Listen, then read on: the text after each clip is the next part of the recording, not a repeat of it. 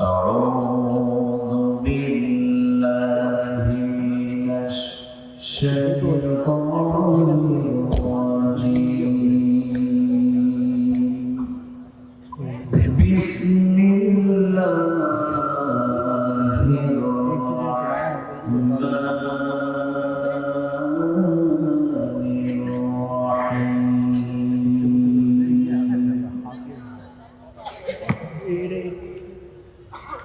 إن الذين آمنوا وعملوا الصالحات لهم جنات تجري من تحتها الأنهار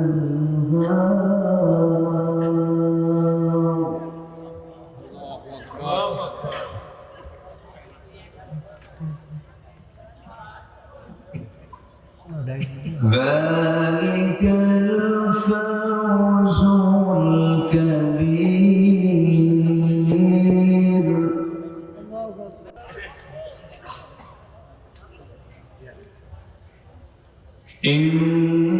إن بطش ربك لشديد إنه هو يبدئ ويعيد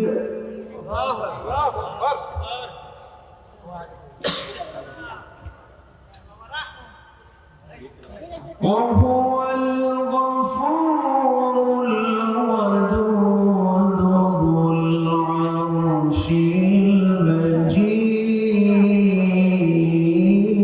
المجيد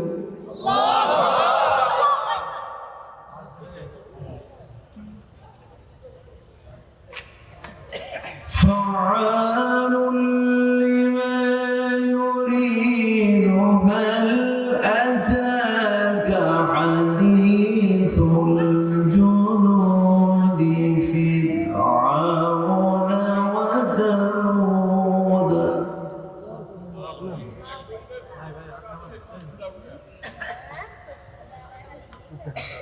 بل الذين كفروا في تكذيب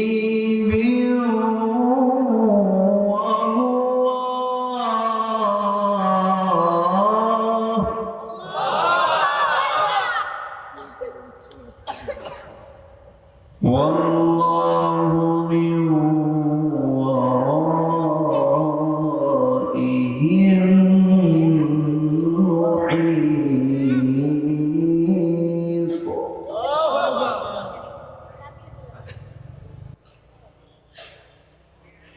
بل هو قرآن مجيد في لوح محفوظ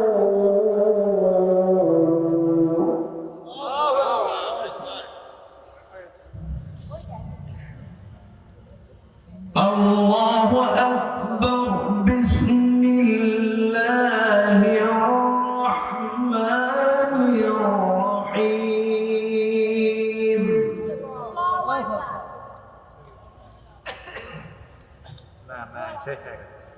إن الله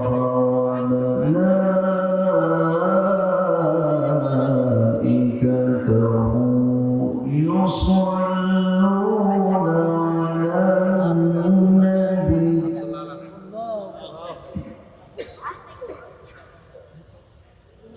يا أيها الذين آمنوا صلوا عليه وسلموا تسليما اللهم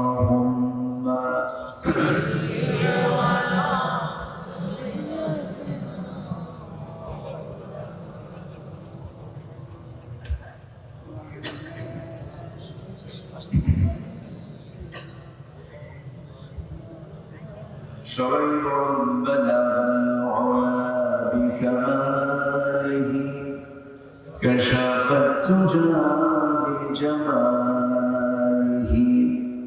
حسنت جميع خصاله سلوا سورة يوسف بداري حكمة قادمة طريق الآبار يهدي سادما لما بلغ العلا بكماله كشف التجى بجماله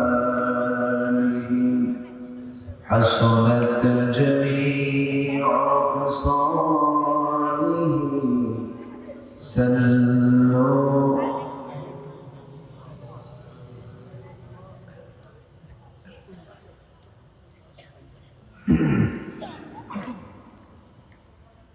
প্রাকৃতিক সৌন্দর্যের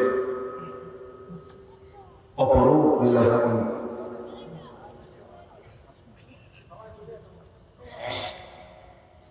সুজলা সুফলা শস্য শ্যামলা সোনার বাংলাদেশের প্রাকৃতিক সৌন্দর্য ভরপুর রাজশাহী অঞ্চলের নওগাঁ জেলার সদর উপজেলার কিসমত ভবানীনগর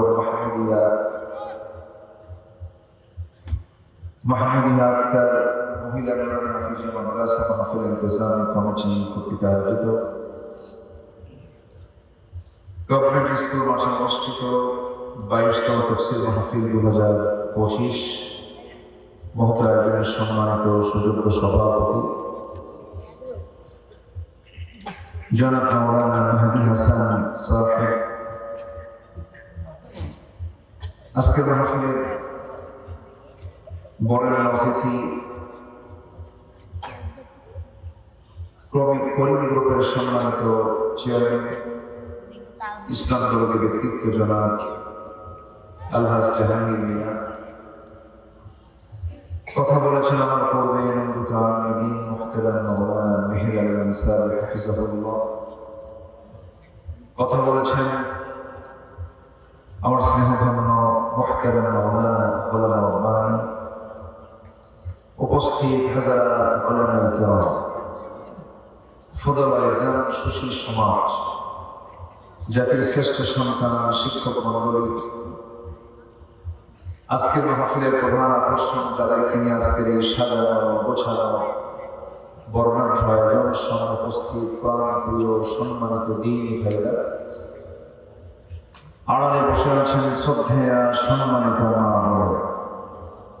আলোচনার সূচনায় আনুষ্ঠানিকতার মধ্য দিয়ে আমার পক্ষ থেকে আবারও দিল খোলা সালাম, আসসালামু আলাইকুম ওয়া রাহমাতুল্লাহি ওয়া বারাকাতুহু। সালামের জবাব খুব দুর্বল মনে হচ্ছে, রমজান তো বহু আগে চলে গেছে।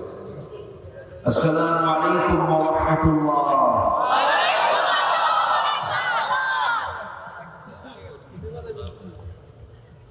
সবাই কেমন আছেন বলো? আমাকে প্রশ্ন করবে যে আল্লাহ আমাকে আপনার মতো আপনার সাথীকে বসে রেখেছে, বলছি আলহামদুলিল্লাহ। প্রত্যেকটি দেরি হলো, এই সময় তো বাকি শেষ হয়ে যায়। ঠিক তো, কিন্তু ঠিক তো কিছু তো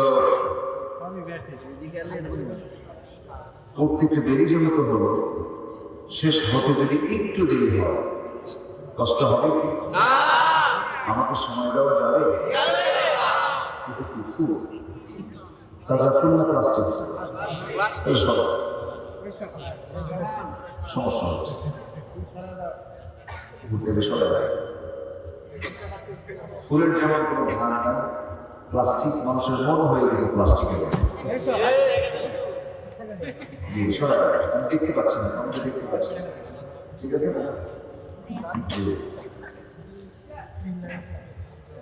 মহান রব্বুল আলামিনের শুকরিয়া, এখনো বসে আছে হাজার হাজার মানুষ। গ্রামীণ জীবনের মানুষ সুস্থ থাকার একটা অন্যতম কারণ হল গ্রামের মানুষ রাত জাগে, ম্যাক্সিমাম তারা পরিশ্রমের দেহে সময় মতো ঘুমিয়ে পড়ে। সুস্থতার বিশাল এত গভীর রাত পর্যন্ত আপনারা জেগে জেগে কোরআন শোনার জন্য এখন অপেক্ষার প্রভাব বলছে। আল্লাহর মেহেরবানি, বলি আলহামদুলিল্লাহ, জোরে বলি আলহামদুলিল্লাহ, চিৎকার মেরে বলছে আল্লাহুম্মা ইন্নী আসআলুকা আল হুদা ওয়াত তুকা ওয়াল আফাফা ওয়াল গিনা। সবাই বলি আল্লাহুম্মা আইন্নী আলা যিকরিকা ওয়া শুকরিকা ওয়া হুসনি ইবাদাতিকা। আমরা আল্লাহ তাআলা শুকর আদায় করে দিলাম।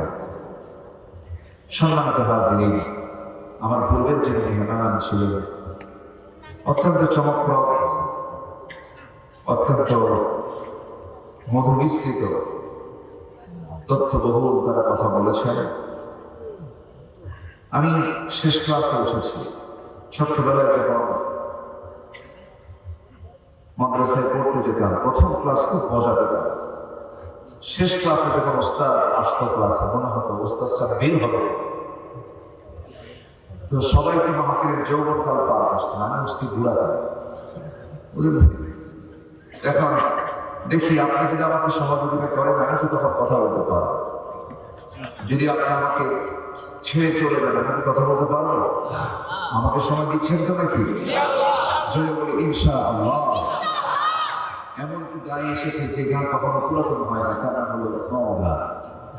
কখনো পুরাতন হবে, চিরজীবন চির নতুন, নতুন যে গান, এটাই হচ্ছে নওগাঁ।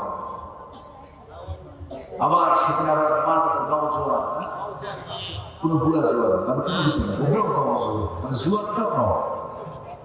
এখানে কোনো পুরাতন পুরাতন কিছু নেই।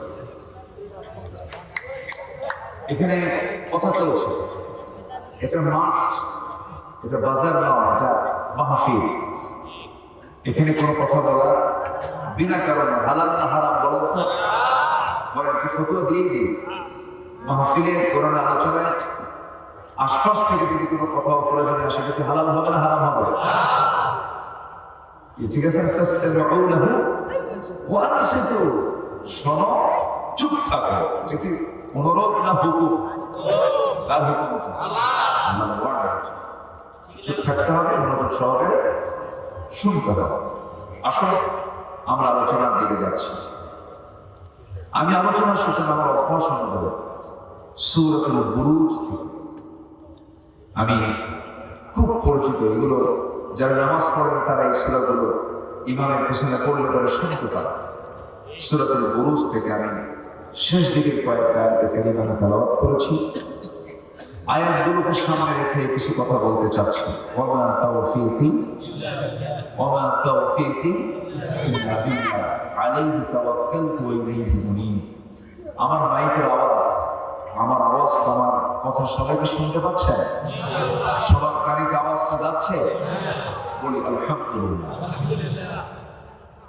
আপনারা সমর্থন পেয়েছেন, মাইকের আওয়াজ সবাই শুনতে পাচ্ছেন, মাইক ভালো, বলি আলহামদুলিল্লাহ। মাইক আওয়াজ কি আলাদা? মাইক ভালো, সবচেয়ে বেশি ওয়াজ শুনে কে বলো তো? যদি আমল যদি হতো তাহলে সবচেয়ে বড় বুঝি হতো মাইক হলে হবে, কিন্তু নামাজ পড়ে কি করে নামাজ পড়ে। সম্মানিত ভাই, আমরা কোরআন শুনতে এসেছি। আমরা কি দুর্ভাগা না সৌভাগ্যবান? কোরআন কপাল না ভালো কপাল? সবাইকে কোরআন শুনতে পারে? কোরআন শুনলে ইমান মরে যায় না কাজা হয়? বলেন বলেন বলেন। গান শুনলে কি হয়? মুনাফিক। আল-গিনা ইয়াবতু নিফাক ফিল কলব। যারা স্বেচ্ছাসেবক আছেন শুধু হাতে কাজ করবেন, মুখে কোনো কথা বলবেন না। হাতে কাজ করবেন, মুখে কোনো কথা বলবেন না, দয়া করে। আনন্দিত আপনাদেরকে পেয়ে। এত সুন্দর তিন কত নীরব হয়ে আপনারা কথাগুলো শুনছেন। সম্মানিত ভাইরা, কোরআন শুনলে ইমান তাজা হয়, কিন্তু এই তাজা হওয়ার যে মাধ্যম কোরআন শোনা, এটাকে দীর্ঘ 16 বছর বিগত সময় আমাদেরকে ভালো করে শুনতে দেয়, আমাদেরকে বলতেও দেয়। বলতে দিছে উনি বলেছেন আমার আগে, আমি ওইদিকে যাবো না বেশি। আমরা যখন মঞ্চে উঠতাম তখন আমাদের ডানে আর বামে কিরকম কাকড়িক বসা লাগতো। থানা থেকে হুমকি ধামকি দেওয়া হতো, গ্রেফতার করতে হবে, কোন দিক দিয়ে গেছেন গাড়ির নাম্বার কিন্তু দেওয়া আছে, যে কোনো মুহূর্তে আপনাকে ধরে জঙ্গির মামলা দেওয়া হয়। সেই জঙ্গির নাটক 16 বছর চলেছে। 8 মাসে কোনো জঙ্গির কোনো নাটক আর নাই, কারণ এই জঙ্গি নাটকের যদি নাট্য করে তিনি এখন দিল্লি দিয়ে বসে আছেন, ঠিক কিনা? ওগুলো শেষ, ওই ইনিংস তার আসবে না, কারণ জুলুম কখনো টিকসই হয় না, জুলুম টিকবে না। আপনি পরিবারে জুলুম করবেন, আপনিও টিকতে পারবেন। আপনি সমাজে জুলুম করবেন, আপনিও টিকতে পারবেন। জুলুম আছে যেখানে, গজব আছে, জুলুম করা যাবে না। যার পুকুর সে খাবে, আপনি কেন পুকুর দখল করবেন? জুলুম করা যাবে না। আপনি রায় দেবেন, আপনি ভোট দেবেন, এটা আপনার অধিকার। আপনার ভোট, আপনার রায়কে অন্য কেউ দিতে পারে না। সম্মানিত ভাইরা, আপনার ইশারা আসা সচেতন ব্যক্তির জন্য ইঙ্গিতগুলি যথেষ্ট। আমরা বুঝে নিই কথাগুলো, একটা বিষয় ক্লিয়ার হয়ে গেল যে আমরা ব্যক্তিগত জীবনে, সামাজিক জীবনে, রাষ্ট্রীয় জীবনে কোথাও জুলুমের কোনো অস্তিত্ব রাখবো না। জোরে বলি ইনশাআল্লাহ। তাহলে আমরা সুখ পাবো, শান্তি পাবো, সমৃদ্ধি আসবে। হিংসা করবো না। কি করবো না? গ্রামের মানুষের তো কোনো হিংসা আসতে পারে, জমি কেনে একজন আর খুব হয় না আরেকজন, খেলে মাথা খাবে, কি কামটা হলো, জমিতে কি করে বিশাল। যখন দেখবেন আপনার হিংসা হয়, ভাবতে হবে ভালো শয়তান আপনাকে ধরছে। কি শয়তান? শয়তান ভালো না, একসাথে বাচ্চাদের কি শুধু বড় শয়তান ধরে ফেলেছে। হিংসা করা যাবে না। হিংসা মানে আপনার অন্তরটা নষ্ট হয়ে গেছে। কারো ভালো দেখলে কি হিংসা হবে না, আনন্দ লাগবে। বলেন, কারো ভালো ভালো কিছু দেখলে কি হবে? আল্লাহ তাকে দিয়েছে, আমার করবো এরকম আকাশের মতো হৃদয় আমরা বানাবো। জোরে বলি ইনশাআল্লাহ। যে হিংসা করে সে সুখী হবে, যে হিংসুক সে কোনো সুখী হতে। আমার বন্ধুগণ, একটু কান লাগাবেন। আমরা সফলতার জন্য কত দিকে দৌড়াই, সফল হওয়ার জন্য পৃথিবীর এক প্রান্ত থেকে অপর প্রান্ত দৌড়াই। এই ব্যবসা ওই ব্যবসায়ী, চাকরি ওই চাকরি, এর পিছনে দৌড়, ওর পিছনে দৌড়, সফলতার পিছনে আমরা কত দৌড়াই। জীবনের ক্যারিয়ার গঠন করার জন্য কত পেরেশান হয়ে যায়। কিন্তু আল্লাহ বলছেন, বান্দারে সফল হওয়ার জন্য সবার আগে আমার পরামর্শ নিয়ে না। আল্লাহ রাব্বুল আলামিন সুন্দর করে সূরাতুল বুরুজ বলছেন, ইন্নাল্লাযীনা আমানু ওয়া আমিলুস সালিহাতি লাহুম জান্নাতুন তাজরি মিন তাহতিহাল আনহার যালিকাল ফাওজুল কাবীর। জোরে বলুন আল্লাহু আকবার। সফল হওয়ার জন্য আমরা সবার আগে পরামর্শ নেব কার কাছে? বলো, আসতে বলবো না, কার কাছে? আমার প্রাণটা কার হাতে? আমার চোখটা চালান কে? আমার প্রাণটা চালান কে? আমার নাকটা চালান কে? চোখ দিয়ে দেখে কে? আমরা দেখি না, আমি দেখি, কিন্তু চালান কে? আল্লাহ চালায় দেন, আমি কান দিয়ে দেখি। আল্লাহ চালায় দেন, আমি কান দিয়ে শুনি। এই জন্য মুহাম্মদ রাব্বুল আলামিন বলেন, ইন্নাস সামআ ওয়াল বাসারা ওয়াল ফুআদা কুল্লু উলাইকা কানা আনহু মাসউলা। শ্রবণ শক্তি, দৃষ্টি শক্তি, অন্তর শক্তি সব জিজ্ঞাসিত হবে একদিন। কার কাছে? আসতে বলুন না, কার কাছে? আমার বন্ধুগণ, চোখ সিনিয়র না কার সিনিয়র বলেন? সিনিয়র কোথায়? শ্রবণ শক্তি মানে কান সিনিয়র না চোখ সিনিয়র বলেন? মেডিকেল সায়েন্স বলছে মানুষের ক্রমবিকাশ বা পেটে যখন থাকে প্রথম ম্যাচুর হয়ে হলো কান, এরপরে চোখ। সিনিয়র কোনটা বলেন? আল্লাহ পাক কান জানিয়ে দিয়েছে। কোরআন তো ধারাবাহিকতা রক্ষা করে। সুবহানাল্লাহ বলবেন না? আল্লাহ রাব্বুল আলামিন নিজে বলছেন ইন্নাহু কানা সামিআন বাসীরা। শ্রবণ শক্তির কথা আল্লাহ রাব্বুল আলামিন আগে বলেছেন, এরপরে দৃষ্টি শক্তির কথা বলেছেন, অন্তর শক্তির কথা বলেছেন। রূহটা কিন্তু পরে আসে, ওয়ানাফাখা রূহাহু, দেহের মধ্যে রূহটা ঢোকায় দেন তিনি আমার কে? তিনি আমার কে?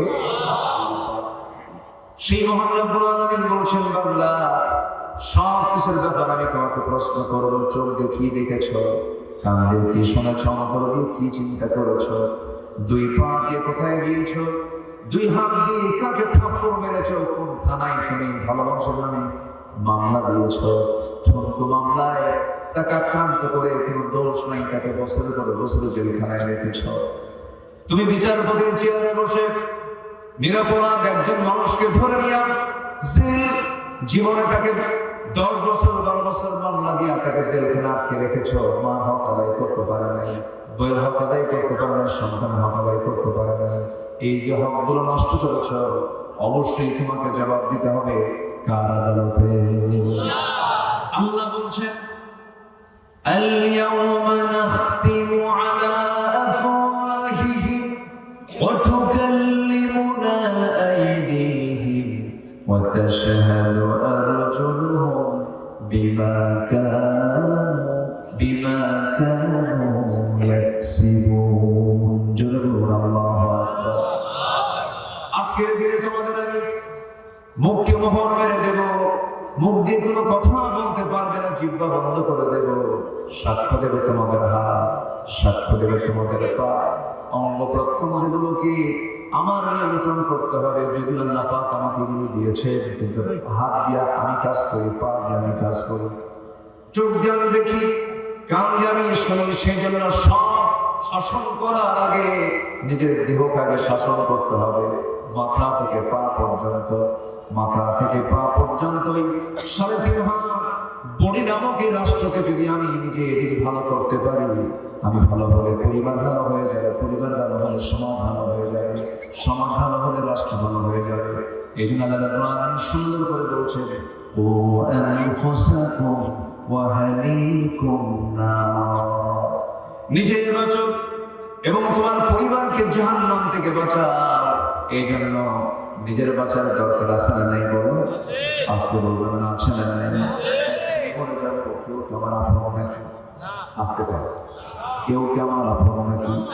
এখনই মরে যাবো আমি, কোনো পরিচয় থাকবে না দুনিয়ার কারো কাছে। যেদিন মরে যাবো সেই দিন কিছু কান্না রোল পড়বে, সব শোকাহত হয়ে পড়বে, চোখের পানি ফেলে ফেলে কাঁদবে, বন্ধু আসবে, আত্মীয় স্বজন আসবে, জানাজা সম্পন্ন হয়ে যাবে। সন্তান পর্যন্ত দেরি করবে না, কাঁদবে ঠিকই কিন্তু বলবে তাড়াতাড়ি দাফন করে দাও, কারণ দেরি হলে পরে লাশটা ফুলে উঠবে, পচে যাবে, গলে যাবে।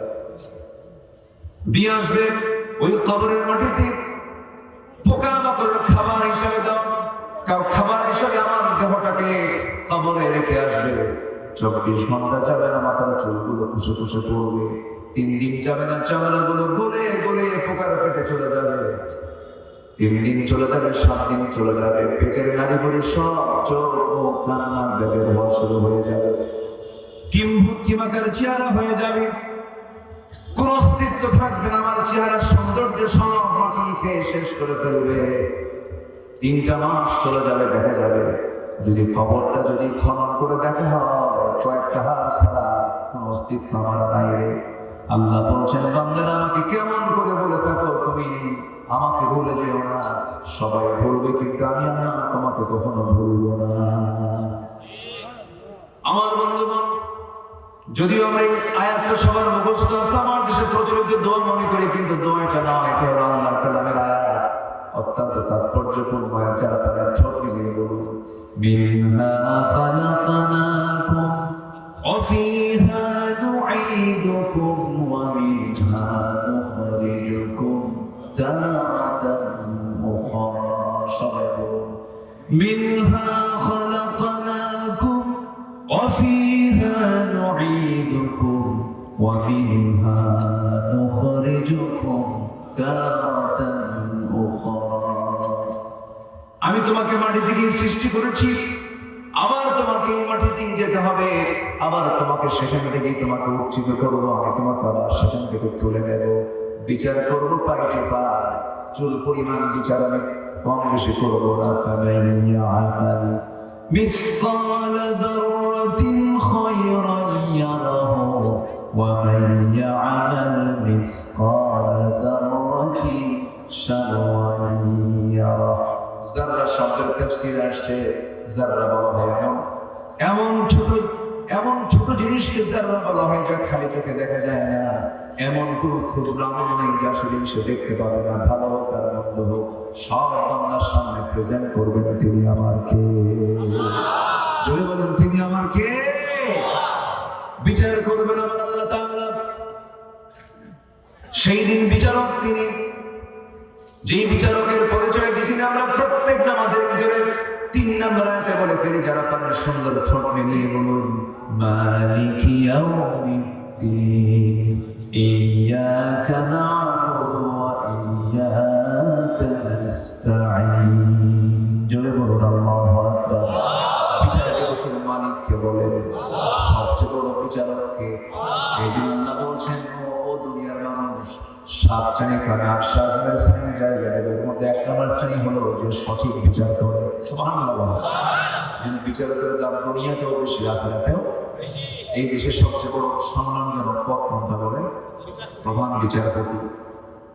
প্রধান বিচারপতির দাম সবচাইতে বেশি। আল্লাহ রাব্বুল আলামিনের কাছেও বিচারপতির দামটা বেশি। ইমাম আদিল সাবআতু ইযিল্লুহুমুল্লাহু ফি যিল্লিহি ইয়াওমান লা যিল্লা ইল্লা যিল্লুহু। ইমাম আদিল রাজুলুন কালবুহু মুআল্লাকুন বিল মাসাজিদ। আমার বন্ধুগণ, আল্লাহ রাব্বুল আলামিন আরশ আজিমের ছায়ার 7 শ্রেণীকে জায়গা দিয়ে দিবেন। এর মধ্যে 1 নম্বর হলো একজন সৎ বিচারক, একজন সঠিক বিচার যে ব্যক্তি করতে পারবে। কিন্তু গোটা দুনিয়া জুড়ে আজকে সবচেয়ে বড় সমস্যা হলো, গোটা পৃথিবীর কোথাও কি কোনোদিন কোথাও কি আমরা দেখতে পাচ্ছি এখন সঠিক বিচার কি আছে নাকি? আসতে বলবেন, আছে? ফিলিস্তিন কি অবস্থা হয়ে আছে? ফিলিস্তিনকে ভাবলে পরেই হৃদয়ে রক্তক্ষরণ হয়, কত কষ্ট হয়। দেখতেছেন না? ছোট্ট বাচ্চা খাবার না, ছাগলের ঘাস খাওয়াচ্ছে। একটু মনে মনে চিন্তা করেন তো, সন্তানটা আমার মতো কেমন লাগতো? ঘাস চাবায় ক্ষুধা নিবারণ করতেছে। যেমন করে আমার নবী 3.5 বছর শিব আবু তালেবের মধ্যে যখন ছিলেন, 3.5 বছর খাবার না পায়া পাথরের উপরে মাঝে মাঝে বৃষ্টি হতো, দুর্গা ঘাস, কিছু কিছু ঘাস জন্মাতো, সেই ঘাসগুলো চাবায় সাহাবীরা ক্ষুধা নিবারণ করেছে।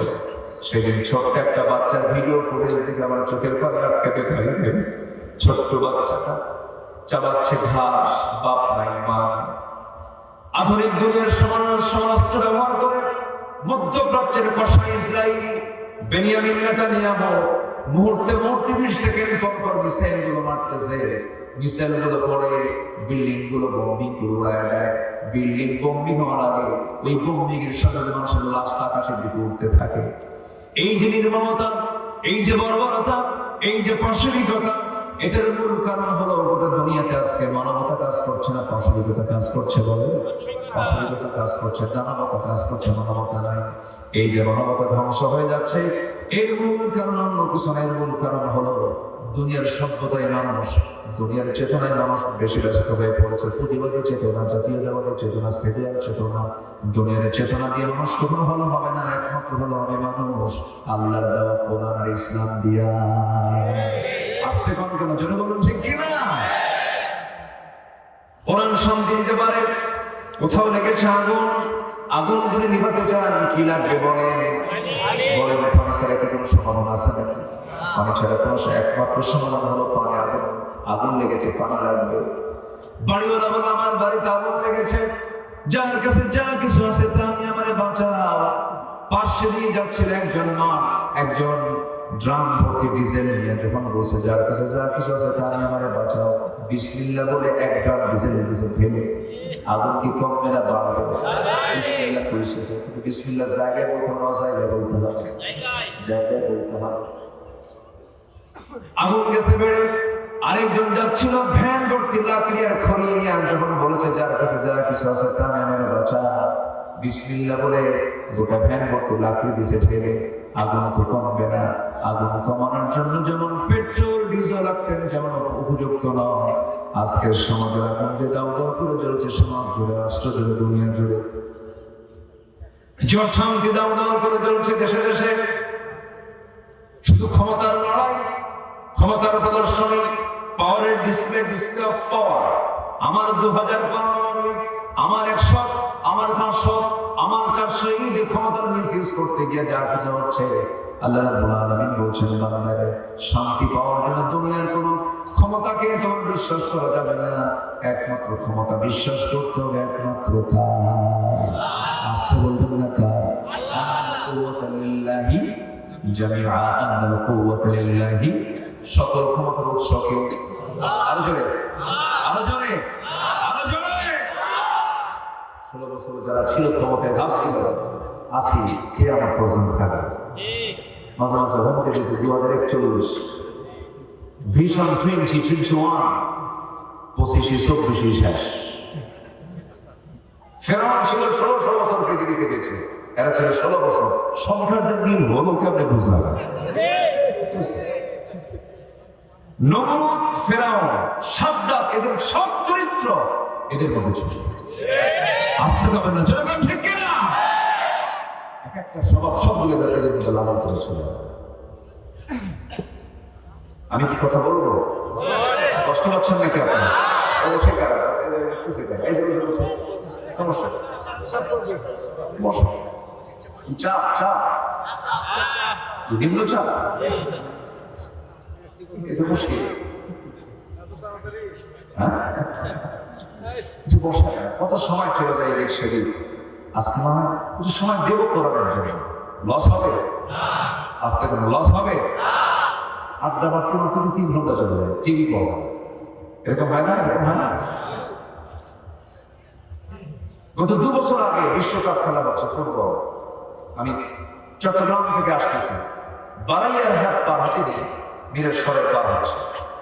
হঠাৎ করে রাত 2টার দিকে একজন ফোন দিয়ে, হুজুর আমি একটা খুব ভক্ত একটা বয়স শুনি, হুজুর আমি তাহাজ্জুদ করলাম, একটা দোয়া করবেন আমার জন্য। আরেকটা দোয়া চাইছি, হুজুর আর্জেন্টিনার খেলা চলে, একটু দোয়া করবেন। এতক্ষণ ধরে এত সুন্দর কথাগুলো লাগলো আমার, সে কি করে? মানে একজন তার বাবার প্রশংসা করছে, এক ভাই আর ভাইকে তার সামনে তার বাবার প্রশংসা করতে গিয়ে বলছে, ভাই তোমার বাপটা কত সুন্দর ভালো ছিল, কত সুন্দর টানা টানা চোখ, প্রশস্ত কপাল, চুলগুলো কালো, এরপরে কি সুন্দর তার বডির সৌন্দর্য, সুঠাম দেহ, আর দাঁতগুলো এত সুন্দর কুত্তার দাঁতের মতো চকচকা। এত সব কথা সুন্দর করে সে এমন একটা শব্দ বুঝতে সব শেষ। কত সময় আমরা ব্যয় করি, আমরা কোরআনের জন্য সময় ব্যয় করলে কোরআন আমাকে সুপারিশ করে জান্নাতে নিয়ে যাবে। কোরআনকে আমরা বেশি করে সময় দেবো, জোরে বলি ইনশাআল্লাহ। কোরআন আমাকে সময় দিয়ে জান্নাতে নিয়ে যাবে, সুবহানাল্লাহ বলো। কোরআন কিন্তু খুব দামি কিতাব, আল্লাহু আকবার।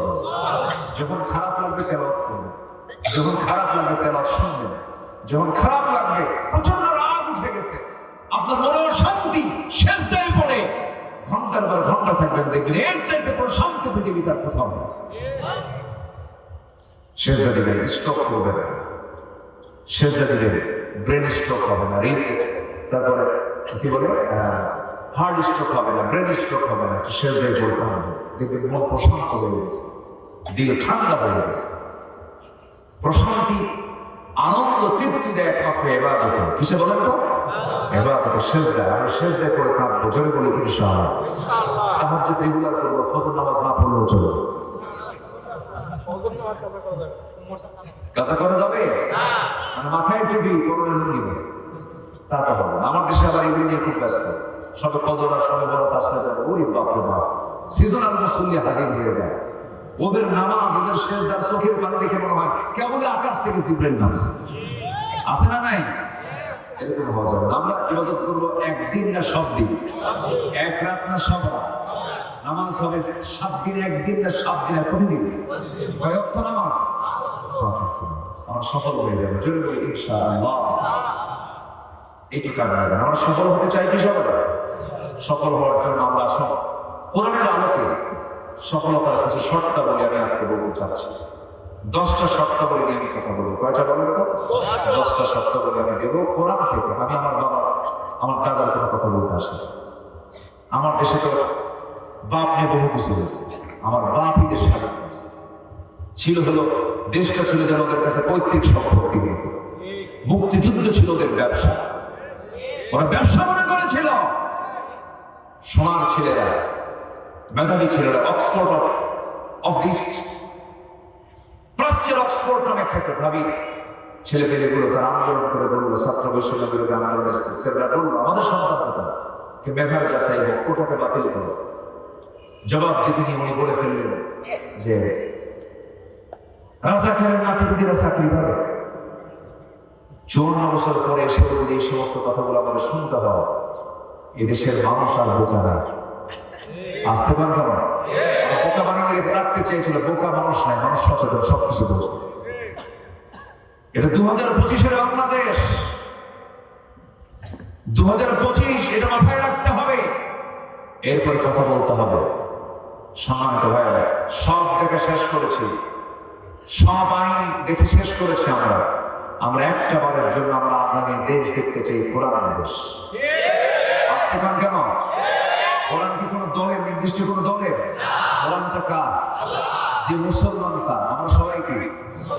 আমরা সবাই কি? এদেশের সংখ্যাগরিষ্ঠ কি? সংখ্যাগরিষ্ঠ কি? ইসলাম থাকলে সব ধর্ম নিরাপদ থাকবে। ইসলাম যেখানে থাকবে না, কোন ধর্মের নিরাপত্তা থাকবে না।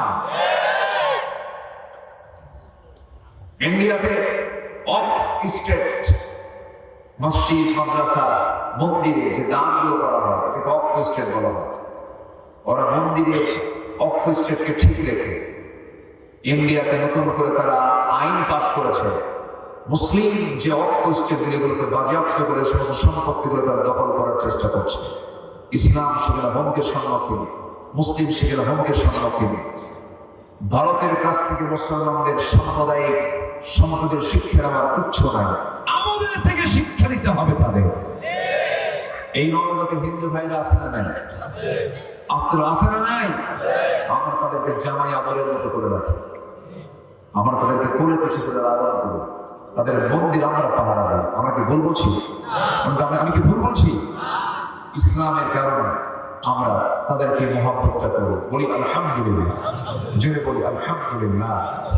সফল হতে হলে আমাকে আপনাকে কিছু কাজ করতে হবে, সাকসেস হতে হলে আমার আপনার কিছু পথ বের করতে হবে। সফলতার দুটো আরবি আমরা এখানে পাবো, একটা হচ্ছে ফাউজুন, আরেকটা হচ্ছে ফালাহুন। মুফলিহুন, ফাইজুন। ফাউজুন কবীর, ফাউজুন শব্দটা আসবে, আর মুফলিহুন এই শব্দটা বারবার আসবে, আফলাহ শব্দটা আসবে। এই দুটো শব্দ নিয়ে আমার আজকে দেখবে প্রত্যেকটা আয়াতের মধ্যে এই দুটো শব্দ আমরা পেয়ে যাবে। সফলতা কারা? সফল কারা? আল্লাহ পাক সুন্দর করে বলছেন। 1 নাম্বার সফল কারা? কোরআনের আয়নায় আমরা একটু নিয়ে নিই। আল্লাহ পাক সূরা বুরুজের মধ্যে সুন্দর করে বলছেন। কষ্ট দিচ্ছি মনে হয়? আমি আরো আগে না, খুব ভালো বারবার আমি চিন্তা করছি, মানে কি কষ্ট দিচ্ছি কিনা আপনাদের? কষ্ট পাচ্ছেন না তো? মানে এই ব্যাপারে ঘুমায় না, কষ্ট হচ্ছে। আগামীতে এটা সতর্ক থাকবে যেন আগামীতে মাহফিল গুলো যেন সঠিক সময় শুরু হলে সঠিক সময় যেন শেষ হয়। আল্লাহ কবুল করুন, জেনে বলি আমি। সবকিছুর সময় মতো হওয়া উচিত। নামাজটা সময় দরকার না, সময় দরকার। আল্লাহ বলছে ইন্নাস সালাতা কানাত আলাল মুমিনিনা কিতাবান মাওকুতা। চলে যাবে ব্যাগ নিয়ে প্রস্তুতি দিয়েছেন একসাথে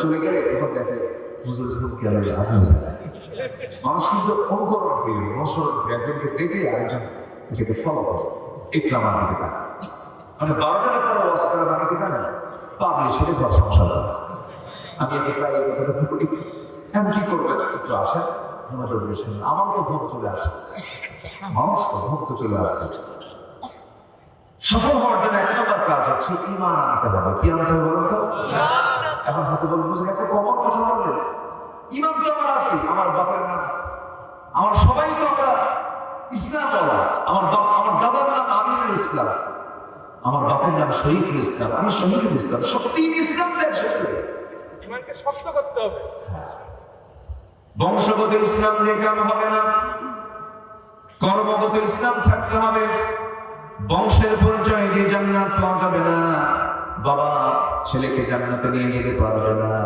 ছেলে বাপকে জান্নাতে নিতে পারবে না যদি তাই পারত ইব্রাহিম আলাইহিস সালামের বাবা ছিল মুমিন না মুশরিক বলেন ইব্রাহিম আলাইহিস সালাম জান্নাত পেয়ে যাবেন কিন্তু তার বাবা জান্নাত পাবে না বাপ হয়ে লাভ নাই ছেলেকে না জাহান্নামী বাপ নূহ আলাইহিস সালাম জান্নাতি কেন ঈমান আছে ঈমান নাই ছেলের ঈমান নাই বাবার ঈমান আছে ঈমান ছাড়া কোনো উপায় নাই বংশগত কোনো পরিচয় দিয়ে জান্নাত পাওয়া যাবে না বংশগত পরিচয় দিয়ে যদি জান্নাত পাওয়া যেত আমার নবীর বংশ কুরাইশ আবু জেহেলের বংশধর কি বলে বলেন আবু লাহাবের বংশ কি বলে কুরাইশ বংশের জন্ম নিয়েও কোনো লাভ হবে না কারণ আবু লাহাব আবু জেহেল বা শাইবা এই কাটটা কাফেরগুলো সম্ভ্রান্ত বংশধরের জন্ম হয়েছে বংশের পরিচয় দিয়ে জান্নাত পাওয়া যাবে না আল্লাহ রাব্বুল আলামিন বলেন ইন্না খালাকনাকুম মিন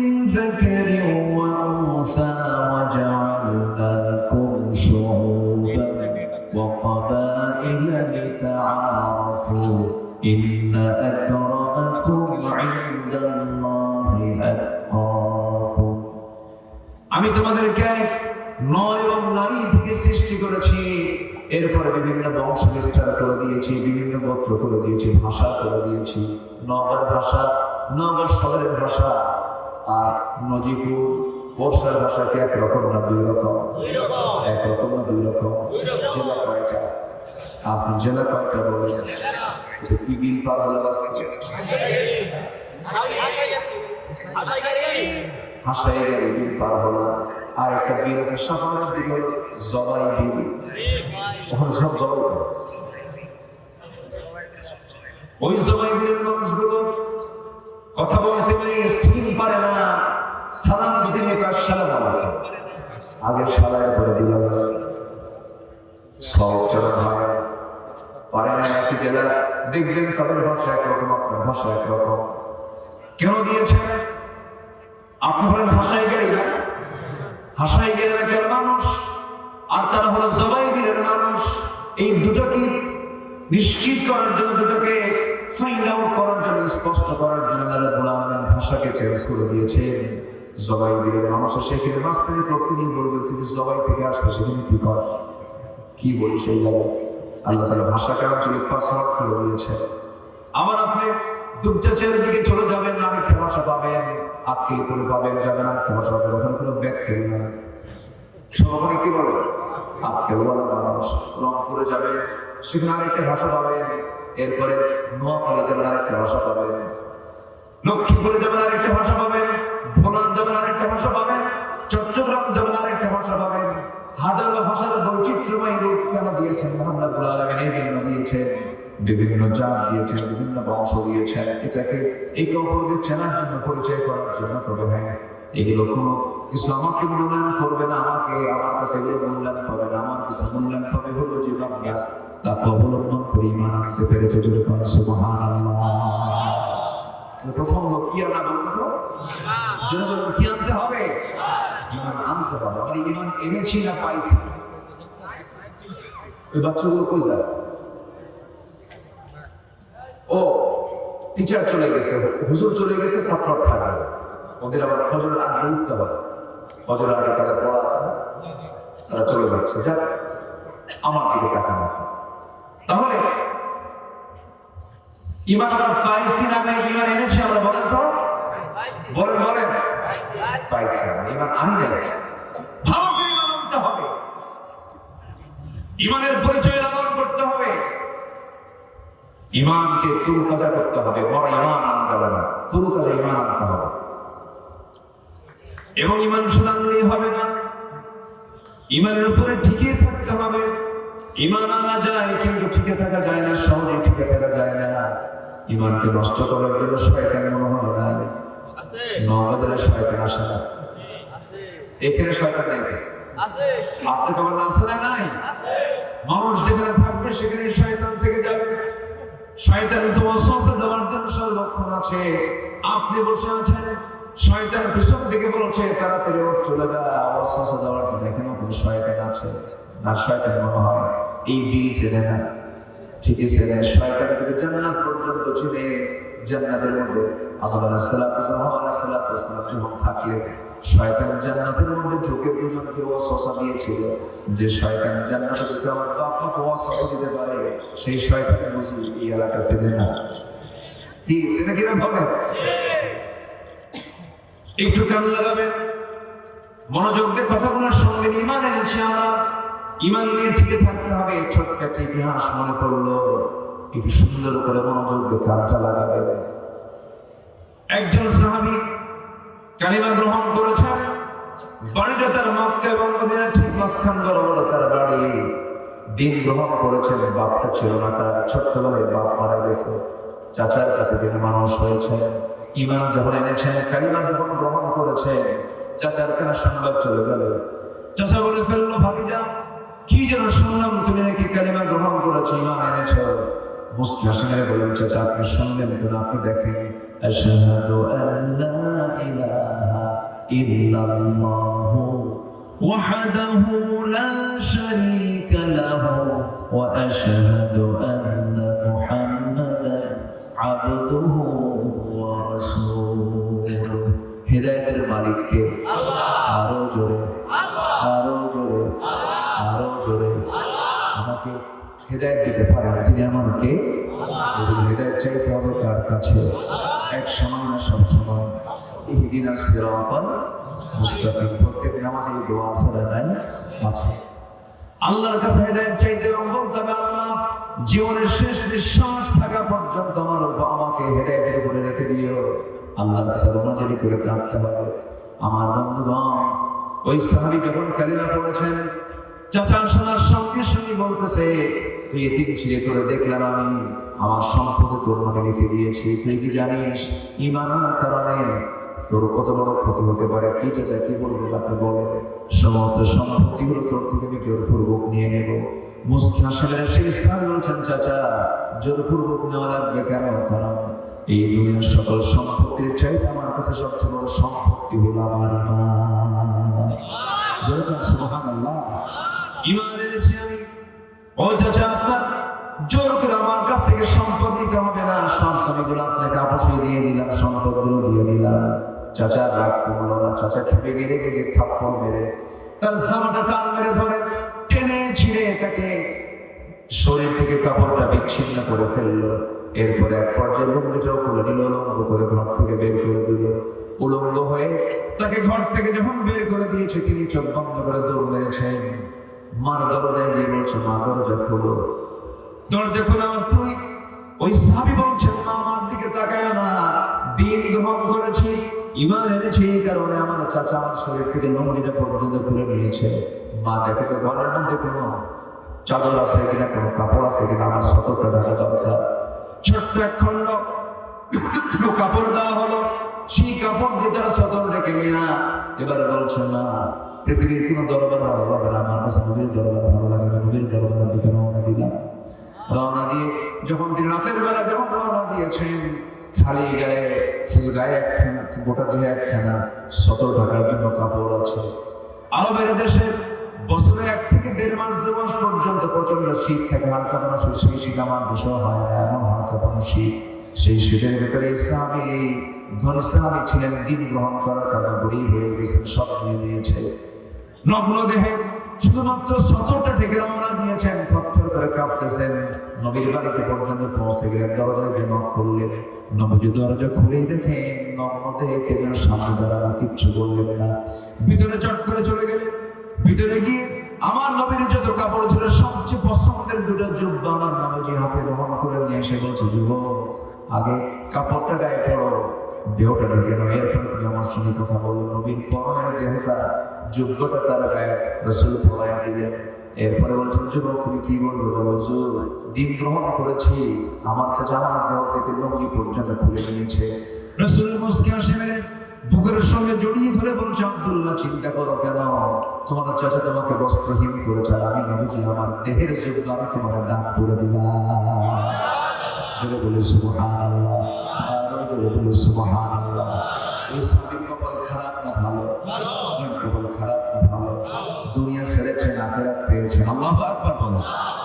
আমার নবীজি বুকের সঙ্গে জড়িয়ে ধরলেন, বুকটা কাঁপতেছে সাহাবীর।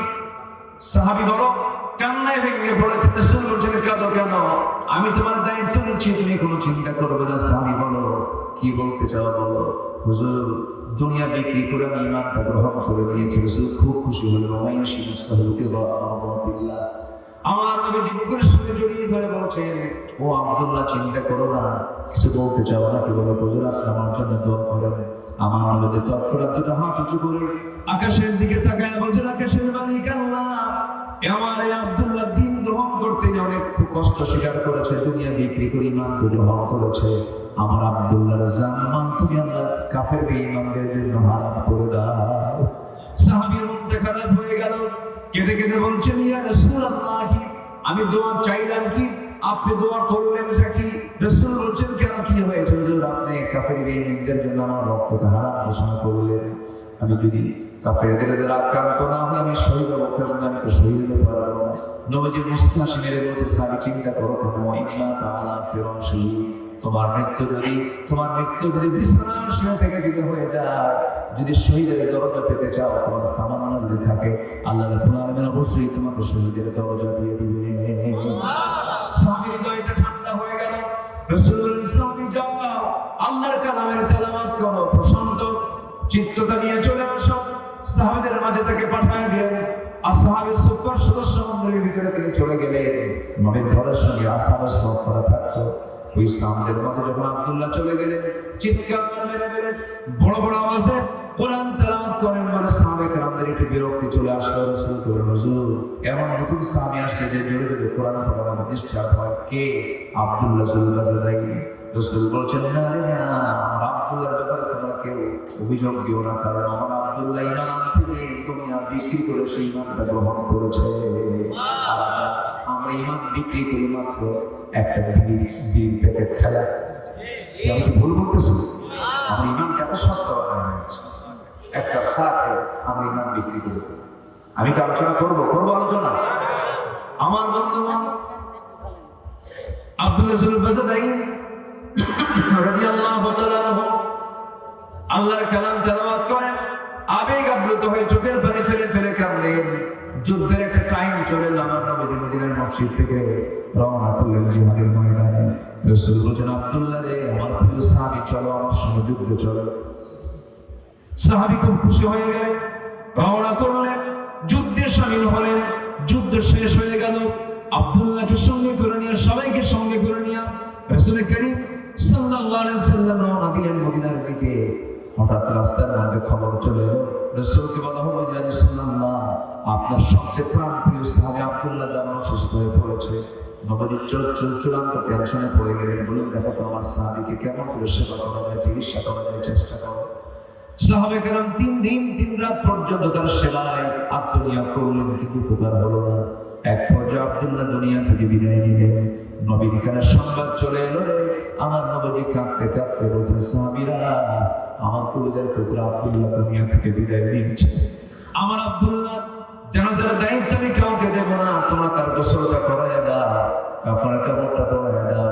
আজ করে জানাজার দায়িত্ব আমি কাউকে না দিয়ে আমি রাসূল নিজে তার জানাজার দায়িত্ব নিয়ে নিলাম।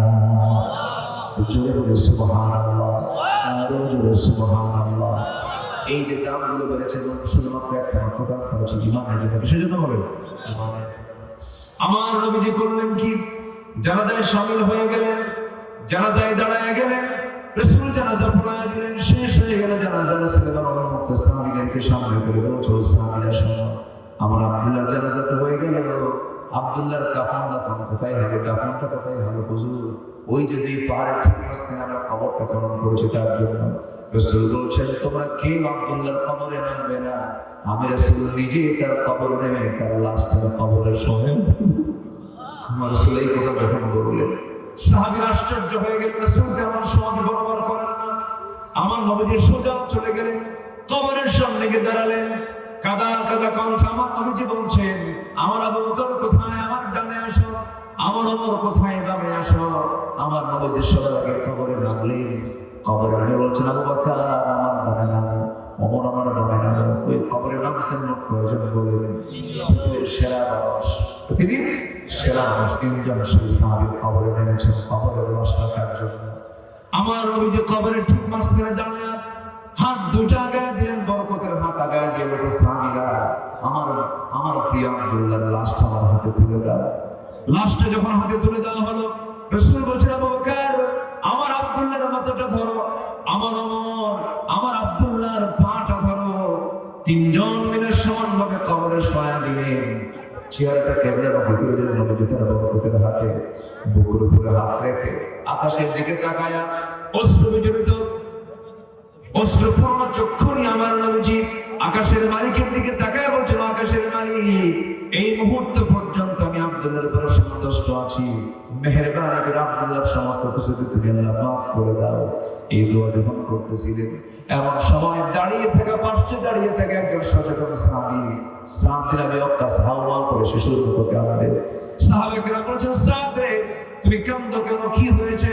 হাওয়া করে কাঁদো কেন? তিনি বলছেন, আমি সাদ পোড়া কপাল, আজকে আমি সাদ যদি জীবন্ত সাদ বিন আবি ওয়াক্কাস না হয়ে যদি মৃত সাদ বিন আবি ওয়াক্কাস হয়ে যদি এই কবরের বাসিন্দা হতাম, আর এই কবরের বাসিন্দাকে দাফন করার জন্য পৃথিবীর সেরা তিনজন মানুষ যার কবরে নামে, তার মতো ভালো কিসমত ওয়ালা মানুষ কে আছে? আমি জীবিত না হয়ে মরা সাদ হলে তো আমার জীবন ধন্য হয়ে যেত। জোরে বলি সুবহানাল্লাহ, আরো জোরে বলি সুবহানাল্লাহ, আরো জোরে বলি সুবহানাল্লাহ। এই যতক্ষণ ধরে যে কথাটা বোঝানোর জন্য চেষ্টা করলাম, এক নম্বর পয়েন্ট, আমার বন্ধুগণ, সব কিছুর উপরে একটা মানুষের দাম সম্মান বাড়ে হলো ইমানের কারণে। কিসের কারণে বলেন? ইমানের কারণে। ইমান আছে যার, সম্মান আছে তার, ইমান আছে যার, পুরস্কার আছে তার, ইমান আছে যার, মর্যাদা আছে তার, ইমান আছে যার, নেতৃত্ব আছে তার। আমরা বেঈমানদের কোন নেতৃত্বে বাংলার জমিনে বাস্তবায়ন হতে দেব না। কোন বেনামাজি, চোর, লম্পট, চাঁদাবাজদের হাতে আমরা দেশ আর ফেরত দিতে চাই না। আমরা দুর্নীতি মুক্ত, শোষণ মুক্ত, ইমানদার পরহেজগার নেতৃত্বে বাংলার জমিন আমরা করতে চাই। রাজি আছেন কারা কারা? হাত উঁচু করে দেখান মুসলমান।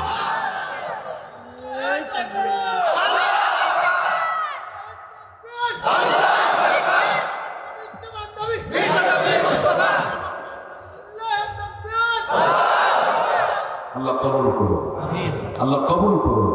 স্লোগানটা আস্তে আস্তে হবে, একটু মশান কম হবে, তাই না? রাত বেশি হয়ে গেছে তো ঘুম হচ্ছে না। নারায়ণ তাকবীর! এখানে কাজা মানুষ আছে, বলি আলহামদুলিল্লাহ। আর যেটা বলি আলহামদুলিল্লাহ। সফল হওয়ার জন্য 10টা কাজ, এর মধ্যে 1 নম্বর গেল সফল হওয়ার শর্ত হচ্ছে 10টা। 1 নম্বর গেল ঈমান আনা, তাও পরিপূর্ণ হয় নাই, একটার অর্ধেক, এবং নেক আমল করা। কি আমল করা বলেন? জমির আইন ঠেলাঠেলি করা, বনের সম্পত্তি না দেওয়া। হ্যাঁ, আস্তে আস্তে। কি ঠিক আছে নাকি? এগুলো ঠিক আছে? এগুলো করা যাবে? ঘুষের কারবার করা, মাশাআল্লাহ, হাজি সাহেব শুধু খাওয়া, এগুলো করা যাবে? এই সময় কেউ উঠে না, উঠলে ভাবলো ওকে সুদ খায়। বসে, আমি আটকাতে পারতেছি না, আসলে অনেক রাত হয়েছে তো। বসে, আর কিছু সময় আমি কথা বলবো, কিছু সময় দেন প্লিজ। একটা আলোচকের সামনে থেকে যখন একটা করে লোক উঠে, আলোচকের কলেজে থেকে যখন একটা করে কাজ শিখতে থাকে, খুব কষ্ট হয়। একটু বসে, তাহলে ইমান এনেছি, আমরা নেক আমল করবো। রাজি আছেন না ইনশাআল্লাহ? আয়াতটা মিলাই দিয়ে আল্লাহ কি বলছেন সূরা বুরুজের 11 নম্বর আয়াতে? আল্লাহ রাব্বুল আলামিন বলেন, ইন্নাল্লাযীনা আমানু ওয়া আমিলুস সালিহাতি লাহুম জান্নাতুন তাজরি মিন তাহতিহাল আনহার যালিকাল ফাওজুল কাবীর। কি কাবীর? বলেন বলেন বলেন। ফাওজুল মানে সফল, যালিকাল ফাওজুল কাবীর। ফাওজুল মানে সফলতা, বড় সফল সে হবে যে ঈমান আনবে এবং নেক আমল করবে। আযান শোনার সঙ্গে সঙ্গে সে দৌড়াবে কিসের দিকে বলে? আস্তে না কিসের দিকে বলে? হাইয়া আলাস সালাহ, হাইয়া আলাল ফালাহ। নামাজের দিকে আসো, কল্যাণের দিকে আসো। আমার দেশে এমন দল আছে যে দলের জন্য সবাই গেলে পরে জোহর নামাজের কর্মসূচি নাই, আসর নামাজের কর্মসূচি নাই, মাগরিবের কর্মসূচি নাই। এমন দল আমার দেশে কোনো হয় না। আসতে বলবেন না, আছে না নাই? যে দলের দলীয় কর্মসূচিতে নামাজের কার্যক্রম থাকে না, সেই দল কখনো জান্নাতের দল হতে পারে না, সেই দল কখনো জান্নাতের কারণ হতে পারে না। এই জন্য নামাজ আছে যেখানে নেতৃত্ব মানবো সেখানে, নামাজ নাই যেখানে থুতু মারবো সেখানে। রাজি আছেন তো ইনশাআল্লাহ? নামাজের নেতৃত্ব আমরা গড়ে তুলবো। এমন সুন্দর একটা পরিবেশ আমরা এখন পেয়েছি মাশাআল্লাহ। গতকালকে ঢাকায় একটা বড় মার্চ ফর গাজা হয়ে গেল, জানেন আপনারা? কোনো বাধা নাই, কোনো জঙ্গি নাটক নাই, কিচ্ছু নাই, সব চলছে। বলি আলহামদুলিল্লাহ। হুজুররা রাস্তায় নামতেই পারে না, হুজুর দেখলেই বলতো তেতুল হুজুর। এই জঙ্গি কত কি! একটা ছিল কুষ্টিয়া কমিউনিস্ট পার্টির নেতা আল্লামা হাসানুল হক ইমু, আল্লামা জান্নাতুল কারম আহমদ শফির মতো লোককে সে বলেছে তেতুল হুজুর, আল্লামা সাইদের মতো লোককে বলেছে রাজাকার, এরকম করে সে গালি দিত।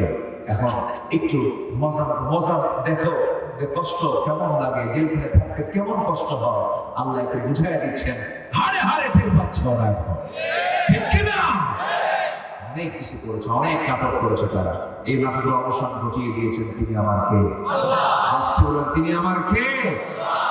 জাতি এমন বিপদে পড়ছিল, যখন মানুষকে বিপদে পড়ে তখন কোন দোয়া করে? কোন দোয়া করে? আমার দেশের জাতীয় ক্রাইসিসে কোন লোকটা আছে, নাম কি করে? ডক্টর মোহাম্মদ ইউনূস। দুই নবী একসাথে, দুই নবীর নাম মোহাম্মদ আবার ইউনূস। কয় নবী হলো? আমার জীবদ্দশায়, আমি আমার বুদ্ধি বয়সে যেই মাসে পেঁয়াজের ব্যবহার সবচাইতে বেশি, সেই পেঁয়াজের দাম ছিল 20 থেকে 25 টাকা। রমজান মাসে আমি আমার বুদ্ধির বয়সে আমি কখনো পাইনি। মেনে নিতে হবে তো? কি আসতে পারবে? মেনে নিতে হবে কিনা বলে? ভারত থেকে কোনো পেঁয়াজ আসছে? আমি নিজে যে টিকিট কেটেছি বিমানের, 1.5 লক্ষ টাকা টিকিট কেটেছি, সেই বিমানের টিকিট এখন 50,000 টাকা। 2 গুণ নাই। কেন? শর্ত পুড়িয়ে দেওয়া হচ্ছে, কোনো সিন্ডিকেট চলবে না।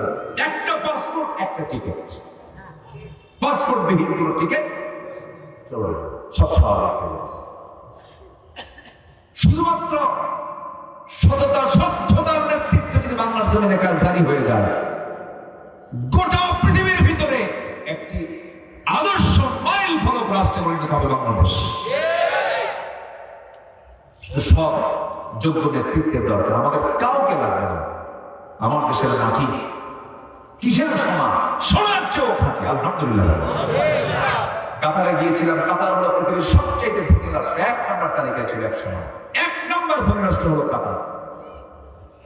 সেই দেশে গেলাম, কোথাও একটা গাছ নেই। হঠাৎ করে দেখে একটা গ্রিন জোন করেছে, ওরা গ্রিন মানে শুধু গাছ আর গাছ। ভাবলাম এই মরুর ভিতরে এই গাছগুলো আসলো কেমন এই গাছগুলো হলো?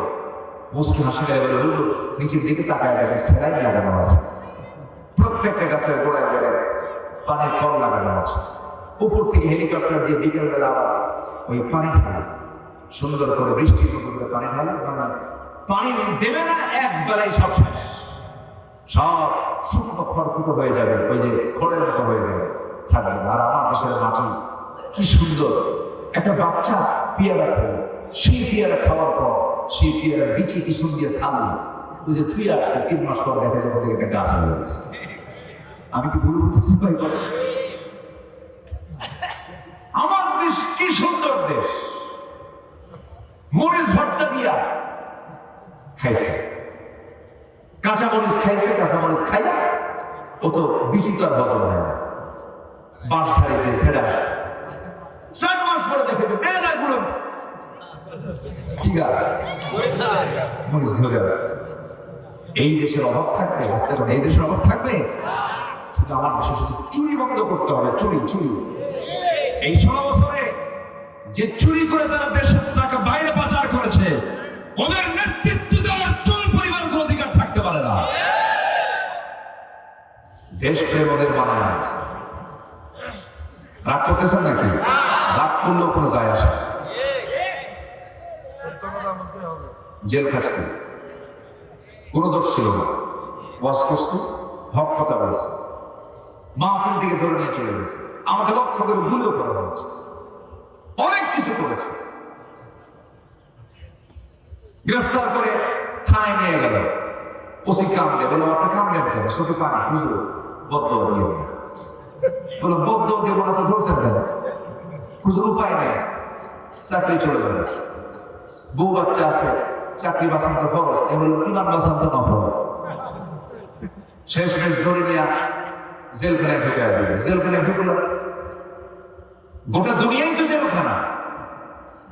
ঢুকলাম জেলখানা, ঢুকে মাত্র দিকে এক বুড়ো চাচার বয়স, প্রায় 80 বছর বয়স, আমার দিকে তাকায় লম্বা খান সালামে, হুজুর আপনি জেলখানায় ঢুকছেন? খুব খুশি হলাম। তো বললাম জেলখানায় ঢুকলে কি খুশি হয়? এটা কেমন বলবেন বাবা? ওয়াজ শুনতে যাই তোমার বহু মাহফিলে, এত চেষ্টা করে একবার বোঝা পারবো, এই চান্স পাই নাই। এত সুন্দর আল্লাহ চান্স দিয়েছে জেলখানায়।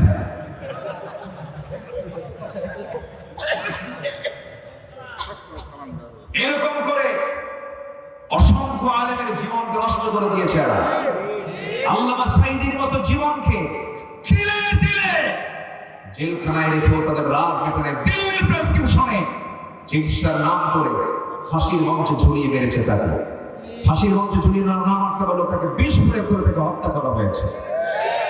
আমরা তাফসীর মাহফিলের এই প্ল্যাটফর্ম থেকে জানান দিতে চাই, সকল হত্যার বিচারের পাশাপাশি এদেশের কিংবদন্তি আল্লামা সাঈদীর খুনি যারা, চূড়ান্ত শাস্তি নিশ্চিত করা হোক।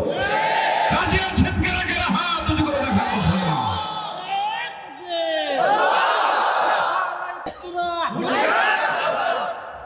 আল্লাহ কবুল করুন, জোরে বলি আমিন। সম্মানিত ভাই, হ্যাঁ লিখ লিখ, ওই তো সম্মানিত ভাই, এটাই তো কথা। ওলামায়ে সু ছিল, ওলামায়ে সু, ওলামায়ে সু। যখন পৃথিবীর ইতিহাসে কোথায় এমন রেকর্ড নাই, একটা দেশের শীর্ষ নেতৃত্ব সেও পালায়, মসজিদের খতিবও পালায়। ঠিক আছে কিনা?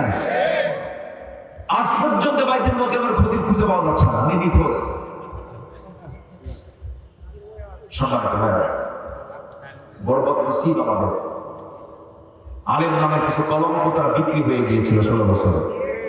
ঠিক আছে না চাচা? বিক্রি হয়েছে, কিন্তু কেউ বিক্রি হয়নি, কেউ বিক্রি হয়নি। হাসি মুখে দিয়ে ফাঁসির মঞ্চ পর্যন্ত দিয়েছেন, কারোর সাথে তারা মাথা নত করে না। ঠিক কিনা বলেন? যুগে যুগে মুনাফিক ছিল, আছে, থাকবে। ইমানদারকে চেক করার জন্য মুনাফিকরা আছে না নাই? মন খারাপের কোনো কারণ নেই, এগুলো হতাশার কোনো দিক নয়, মুনাফিকরা থাকবে। সম্মানিত ভাইরা, 1 নাম্বার চলে গেল। নাম্বার 2, ওই 1 নাম্বার নাম্বার আর ফুরাচ্ছে না, বহু আলোচনা তো। নাম্বার 2, আমরা পিওরিটি নিয়ে আসবো, পরিশুদ্ধতা নিয়ে আসবো, ফ্রেশ, কোনো ভেজাল নিয়ে আসে, কোনো ক্যান্সার ঢোকানো যাবে না ইমানের মধ্যে। নাস্তাকে রোধ করবো আমরা পরিশুদ্ধ। জোরে বলি ইনশাআল্লাহ, আর জোরে বলি ইনশাআল্লাহ। নফসের রোগ আছে না নাই? নফসের রোগ হলো নিজের বউ দেখে না, অন্যের বউ দেখেছে। এরকম আসলে নাই বলেন তো? এটা কিসের রোগ বলে? নফসের রোগ। অন্যের বউ দেখতে হবে, নিজের বউ দেখতে হবে। নিজের বউ, অন্যের বউ শুধু দেখে নিজের বোন দিকে তাকায় বলে তোর সিনেমা হবে, অন্যের বোন দিকে তাকালে কি নিজের বোন সিনেমা ভালো লাগবে? নিজের বোনকে সুন্দর দেখতে হলে পৃথিবীর সব বোনের দিকে তাকানো বন্ধ। এর মধ্যে মজা আছে, এর মধ্যে তৃপ্তি আছে। চোখের হেফাজত করতে হবে, সমস্ত অঙ্গ প্রত্যঙ্গের হেফাজত করতে হবে। সফল হওয়ার জন্য 9টা গুণ 7টা গুণ দরকার। যারা পারেন ছোট নিয়ে বলুন, قد أفلح المؤمنون الذين هم في صلاتهم خاشعون والذين هم عن اللغو معرضون والذين هم للزكاة فاعلون والذين هم لفروجهم حافظون। সফল হলো সাতটা কাজ আছে, যার সফল ব্যক্তি সে কয়টা কাজ বলে? কয়টা কাজ বলে? 7টা কাজ। ওই সমস্ত মুমিনরা সফল যার মধ্যে 7টা কাজ থেকে যাবে, 7টা গুণ থেকে যাবে। সবাই নোট করলেন, মুখস্থ করলেন। নাম্বার 1 হলো যারা নামাজকে রেগুলার করবে। নাম্বার 2 হলো যারা কথা বাজে কোনো কথা মুখ থেকে বের করবে না, মজাচুরি কোনো কথা মুখ থেকে বের করবে না। নাম্বার 3 হলো যারা তাদের যাকাতটা ঠিক মতো আদায় করবে। নাম্বার 4 হলো লজ্জাস্থানটা হেফাজত করবে। নাম্বার 5 হলো আমানত যারা ঠিক রাখবে। কি ঠিক রাখবে? আমানত। রাষ্ট্র ক্ষমতা পাওয়া একটা কি বলে? জোরে বলেন, জোরে বলেন, জোরে বলেন। যিনি রাষ্ট্রপতি তার দায়িত্ব বেশি না যে জনগণ তার দায়িত্ব বেশি? কার দায়িত্ব বেশি? বেশি প্রশ্ন হবে জনগণকে না রাষ্ট্রপতিকে? হ্যাঁ, এই চিন্তা মাথায় থাকলেই তো খুব ভালো হবে।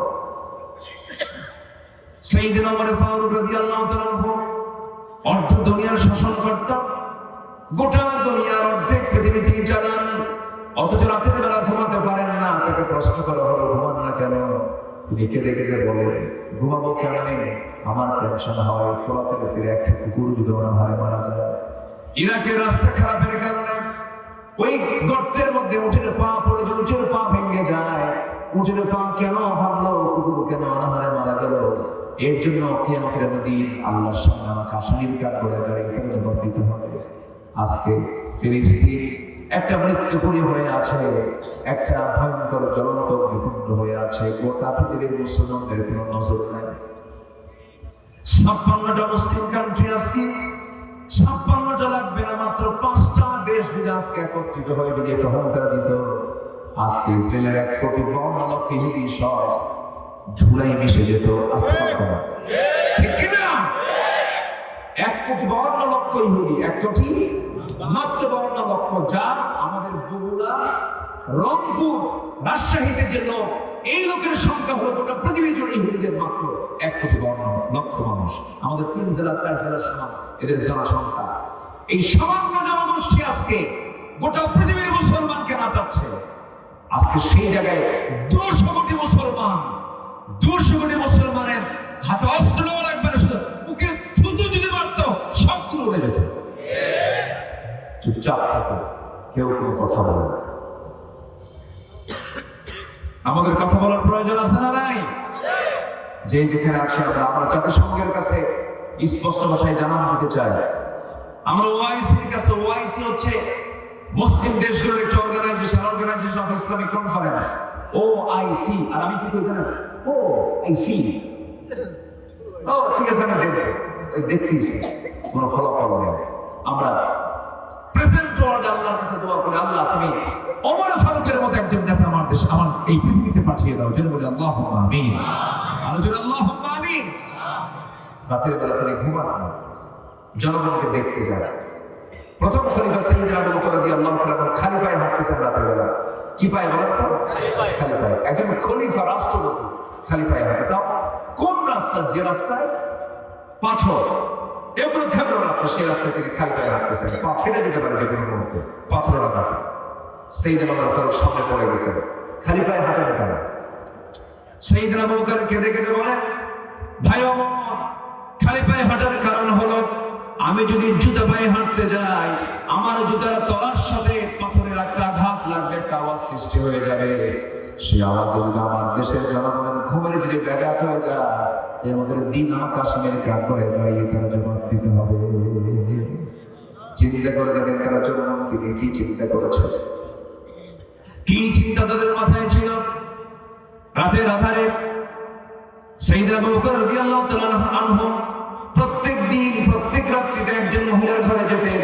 বৃদ্ধা নারী, চোখে দেখেন না, স্বামী নাই, ছেলে নাই, মেয়ে নাই, কেউ নেই, তাকে দেখার কেউ ছিল না। প্রতিবেশীটা রাষ্ট্রপতি হওয়ার পরও তার এই খেদমত বন্ধ হয়নি। প্রত্যেক রাত্রি তার খেদমত করে দিয়ে আসতেন, কাপড় চোপড় ধুয়ে দেওয়া, গোসল করানো, তারপর খাবার দাবারের ব্যবস্থা তিনি করে দিয়ে আসতেন। আমার বন্ধুগণ, সাইয়েদনা ওমর ফারুক একদিন কোন এক রাতের আধারে ওই মহিলার খেদমত করার জন্য দরজায় গিয়ে নক করছেন। বুড়িমা, খেদমত লাগবে নাকি? তিনি বলছেন খেদমত একদম করে গেছে। তিনি মনে মনে ভাবলেন, এই আমাদের এই মদিনার মাটিতে কি আছে তার খেদমত করার জন্য? দরজায় তিনি আড়ালে দাঁড়া আছে। দেখলেন কে যেন ঢুকলো। প্রথম দিন টের পেলেন না, দ্বিতীয় দিন টের পেলেন না, তৃতীয় দিন তিনি যখন ঢুকেছেন, বের হওয়ার সময় তিনি চট করে তার পেছন থেকে ভাতটা চেপে ধরে দেখেন কেউ না। সাইয়েদনা আবু বকর রাদিয়াল্লাহু তাআলা দরজায় বের হচ্ছেন খালি পায়ে। ওমর ফারুক কেঁদে কেঁদে বলছেন, ভাই আবু বকর, দেশও চালাবেন, প্রতিবেশীর খেদমত করবেন, মরে যাবেন, অসুস্থ হয়ে পড়বেন, তো অন্তত আমাদের জন্য খেদমত কিছু রেখে দেন। সাইয়েদনা আবু বকর বলেন, ওমর রে, আমার নাম আমার পিছিয়ে আসবে, তোমার আমার নাম তোমার পিছিয়ে চলে যাও, আমাকে খেদমত করতে দাও। মৃত্যুর দিন পর্যন্ত সাইয়েদনা আবু বকর ওই মহিলার খেদমত করে দুনিয়া থেকে বিদায় নিলেন। দ্বিতীয় খলিফা ওমর ফারুক তারপর থেকে তিনি ওই মহিলার দায়িত্ব নিলেন, চলে গেছেন। কিন্তু মহিলা জানেন না সাইয়েদনা আবু বকর দুনিয়া থেকে বিদায় নিয়েছেন, তার কাছে সংবাদ যায় না। ওমর ফারুক রাদিয়াল্লাহু আনহু মহিলার খেদমত করার জন্য রাতের আধারে চলে গেছেন। খেদমত করে, রান্না বান্না করে, কাপড় চোপড় ধুয়ে, খেজুরগুলো ধুয়ে নিয়ে সব কিছু কমপ্লিট করে তিনি বের হয়ে চলে আসছেন।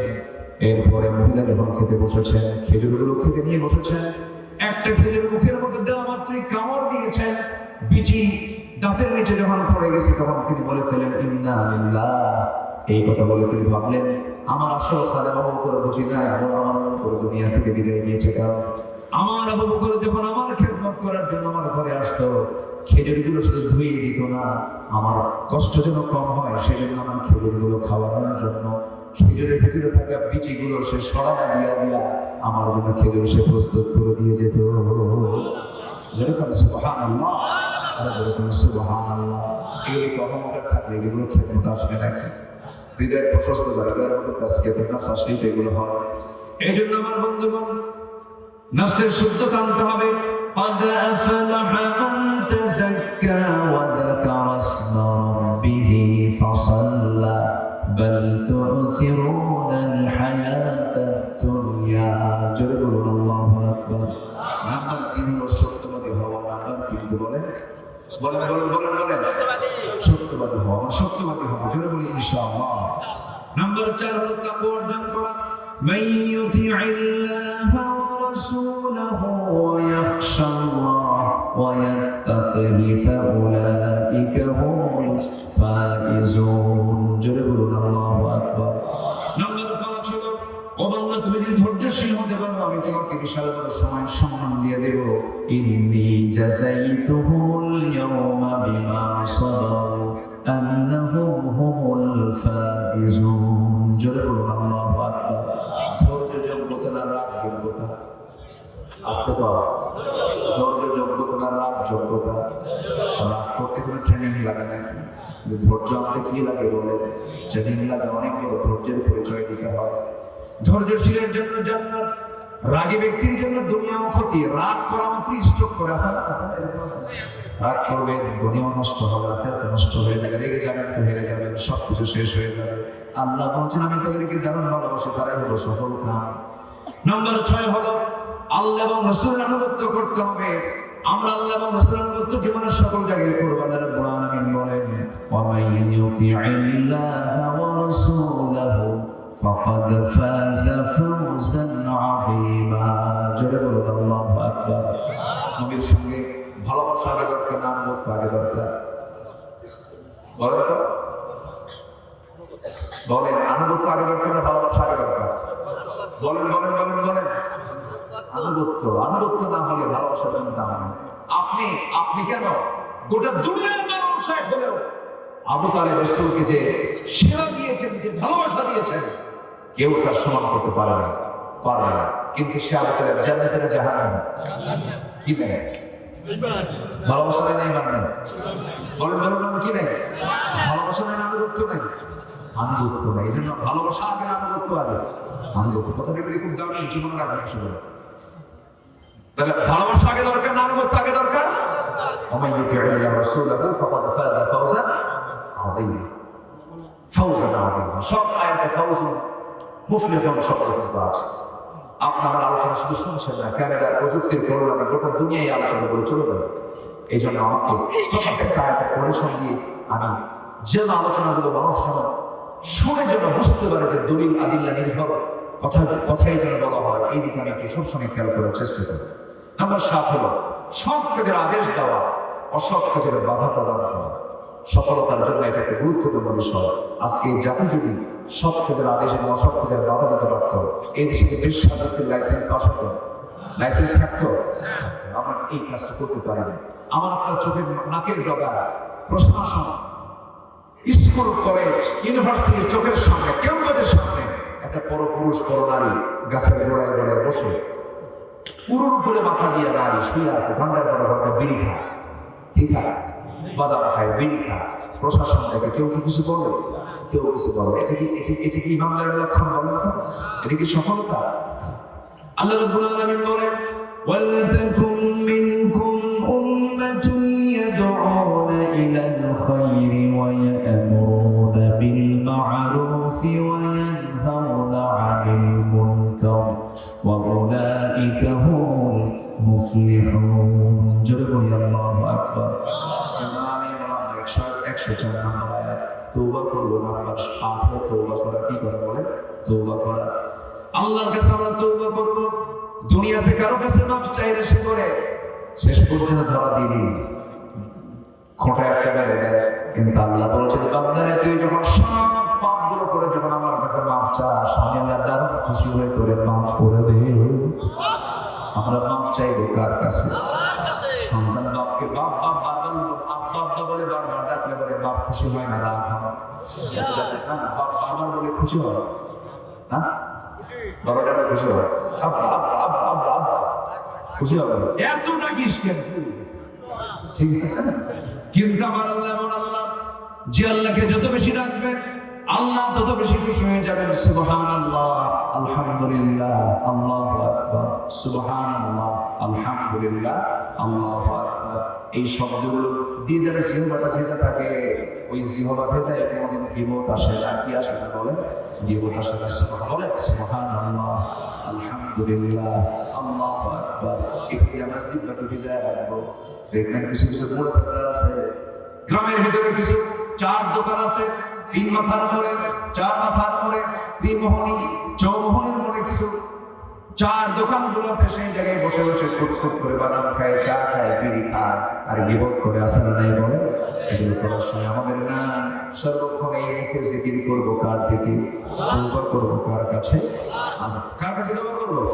আল্লাহ রাব্বুল আলামিন বলেন তুবু ইলাল্লাহি জামিআন আইয়ুহাল মুমিনুনা লাআল্লাকুম তুফলিহুন। তওবা করে আল্লাহর কাছে সবাই মিলে তোমরা সফল হয়ে যাবে। কার কথা বলে? ওইদিকে মুমিনরা সফল হলো 7 কাজে। 4টা বলেছি। 5 নাম্বার হলো যারা আমানত ঠিক রাখবে। নাম্বার 6 হলো যারা ওয়াদা ঠিক রাখবে। নাম্বার 7 হলো নামাজ দিয়ে শুধু নামাজ দিয়ে সে যারা নামাজের ক্ষেত্রে যত্নশীল হবে। ওয়াল্লাযীনা হুম আলা সালাওয়াতিহিম ইউহাফিজুন উলাইকা হুমুল ওয়ারিসুন আল্লাযীনা ইয়ারিসুনাল ফিরদাউসা হুম ফিহা খালিদুন। যদি বলুন আল্লাহু আকবার। এই সমস্ত কাজগুলো হবে যার আল্লাহ বলছেন আমি আল্লাহ তাকে জান্নাতুল ফিরদাউসের উত্তরাধিকারী বানিয়ে দেব। জোরে বলি আল্লাহু আকবার। 5 ওয়াক্ত নামাজ পড়বেন কারা কারা? হাত তুলে দেখেন দেখি। 5 ওয়াক্ত নামাজ পড়বেন কারা কারা? জোরে বলি ইয়া আল্লাহ, ইয়া রহমান, ইয়া রহিম, ইয়া হাইয়্যু, ইয়া কাইয়্যুম। ইয়া আল্লাহ, আমাদেরকে 5 ওয়াক্ত সালাত আদায় করা তৌফিক তুমি আল্লাহ দিয়ে দাও। ইয়া আল্লাহ, চোখে চোখের গোনা, কানের গোনা, মনের গোনা, হাতের গোনা, পায়ের গোনা, সব গোনা থেকে আমাদেরকে হেফাজত করো, হেফাজত করো। জোরে বলি ইয়া রাব্বাল আলামিন। মাহফিল অনেক মা বোন আসছেন, আসছেন মা বোনরা আসছেন। মা বোনদের উদ্দেশ্যে একটু বলবো, মাদের জান্নাতে যাওয়া পুরুষের চাইতে কঠিন না সহজ? বলেন বলেন, কিছু কঠিন, এই কঠিন না সহজ? কামাইয়ের দায়িত্ব কার? টাকা কামাইয়ের দায়িত্ব কার? বলেন বলেন। কেদের করে ভাবি না, ছেলে হয়ে ছেলে, পুরুষের কামাইয়ের দায়িত্ব হলো পুরুষের। তাহলে মেয়েরা কি কামাই করে খাবে না বসে বসে খাবে? জি, বসে বসে খাবে না। আমরা এখন দোয়া করে দেবো, যতটুকু হয়েছে আমরা বলে ফেলি আলহামদুলিল্লাহ। বোঝানো হবে, বলবো সব কিছু বলবো। তাহলে মেয়েরা বসে বসে খাবে আর পুরুষরা কি করবে? পরিশ্রম করবে। কিন্তু মেয়েরা বললো না, আমরা রাজধানী হবো, আমরা চাকরি হবো। ওরা যদি চাকর হয় আমরা কি হবে? চাকরি নিলে হলো রিসেপশনের চাকরি। কেউ ঢুকবে, ওই রিসেপশনে বসে থাকবে, কেউ আসা মাত্রই ঠোঁট, মাথার চুল ছেড়ে দেওয়া, চুল ডিজাইন করা, কপাল ডিজাইন করা, সবকিছু দেহ নিয়ে অঙ্গ সজ্জা করে সামনে দাঁড়ায় ক্লায়েন্টকে লক্ষ্য করে, আসসালামু আলাইকুম, এনি প্রবলেম? এই আসলে এগুলোর দায়িত্ব আল্লাহ পাক মা আমাদেরকে দেয়নি। আল্লাহ পাক তাদেরকে অনেক সম্মান দিয়েছেন। আপনি অনেক সম্মানে থাকবেন। আপনি দিন থেকে মেনে চলুন, ইসলামকে মেনে চলুন, পর্দায় থাকার তৌফিক আল্লাহ পাক এলাকার মা আমাদেরকে করে দিন। জোরে বলি আল্লাহুম্মা আমিন। পর্দা করা কি? আর যারা পর্দা করা কি? দরজার পর্দা, জানালার পর্দা, না গায়ের পর্দা? গায়ের পর্দা। আল্লাহ পাক আমাদেরকে কবুল করুন। জোরে বলি আল্লাহুম্মা আমিন। এই আশীর্বাদ কামনা করছি। যতটুকু হয়েছে আমরা বলে ফেলি আলহামদুলিল্লাহ। সবাই নামাজের মতো করে বসি, নামাজের মতো করে বসি। আল্লাহ তার সব অংশগ্রহণ করুন, আল্লাহ কবুল করবেন। সঙ্গে শুনবেন গান আসছে না, একটু বড় দরকার। বিশেষ করে আমার আজকে খুবই আমি কষ্ট পেয়েছি। এই প্রতিষ্ঠানের যিনি পৃষ্ঠপোষক ছিলেন অসুস্থ, তিনি প্যারালাইজড হয়েছেন, ব্রেন স্ট্রোক করেছেন। কি নাম বলো? আব্দুল কুদ্দুস ভাই। তার জন্য দিন থেকে দোয়া করে, আল্লাহ আমাকে দেখিয়ে দিলে হওয়া মতকে দেখে নিন। আল্লাহ তাকে সিহাতে কুল্লি আমাদের দান করে। জোরে বলি আল্লাহুম্মা আমিন। জোরে বলি আল্লাহুম্মা আমিন। আমরা তার জন্য দোয়া করবো, সাথে সাথে আমরা আমাদের নিজেদের জন্য দোয়া করবো। আল্লাহ তাআলা আমাদের সবাইকে দ্বীনের উপরে টিকে থাকার তৌফিক দান করেন। জোরে বলি আল্লাহুম্মা আমিন। জি, সবাই নামাজের মতো করে বসি, নামাজের মতো করে বসি। আমরা আল্লাহর কাছে যাবো। নাম না বলবে না। জালাল হোসেন সাবেক চেয়ারম্যান মহোদয় আমাদের ভাই দিয়েছেন 10,000 টাকা। আল্লাহ কবুল। রাজু আহমেদ বাবু 1,000 টাকা, এরশাদ আলী 5,000 টাকা, আতাউর রহমান 2,000 টাকা, বেলাল হোসেন 2,000 টাকা, মেহেদি হাসান সভাপতি মহোদয় 20,000 টাকা, আব্দুর রশিদ মহোদয় 5,000 টাকা, আমিনুল ইসলাম। বাজে ঠিক ঠিক বাজে, কেউ কি জানে সেই ঘড়িটা লাগবে কয়দিন কাজে। ঝকঝক তক তক জীবন ঘড়ি করে যতদিন, গান থাকে তারা সবার মাঝে বন্ধু ততদিন। মনের মাধুরী মিশিয়ে সাজায় নানান সাজে, কেউ কি জানে সেই ঘড়িটা লাগবে কয়দিন কাজে। জয় জয় জয় জয় দিন চলে যায়, কোরআন পড়লাম না, কত নভেল নাটক দেখলাম, হাদিস বুঝলাম না। ঠিক কিনা? খাইলাম দাইলাম ঘুরলাম শুধু এই দুনিয়ার মাঝে, কেউ কি জানে সেই ঘড়িটা লাগবে কয়দিন কাজে। এত আসতে পারে হবে? আর একটা হুজুর জি, আসলে আমরা নামাজের মতো করে বসে আমরা চাই না কার কাছে বলেন না। আপনি দোয়া করেন। আল্লাহ ربنا ظلمنا أنفسنا ترحمنا لنكونن من الخاسرين ربنا لا تزغ قلوبنا بعد إذ هديتنا وهب لنا من لدنك رحمة إنك أنت الوهاب গভীরাত নিঝুম রাত জীবন রাত্রিতে তাহাজ্জুদের সময় হাজারো মুসলমান নরনারী সফলতার শর্তগুলো কি এই বিষয়ে কিছু আলোচনা করেছি। কাঙ্গাল ভিখারির মতো দুটো হাত পেতেছে আল্লাহ।